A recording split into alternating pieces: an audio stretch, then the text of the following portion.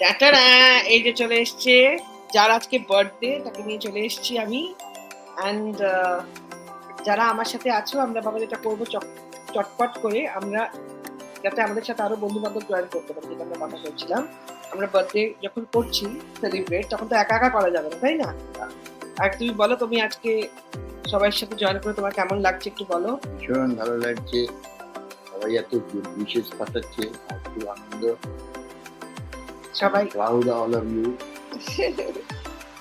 এই যে আশিস তোমার কাছে অনেকে হ্যাপি বার্থডে পাঠাচ্ছে, মুনমুন পাঠিয়েছে, সায়ন পাঠিয়েছে, Thank you. রাখি জিজ্ঞেস করছে তুমি কেমন আছো?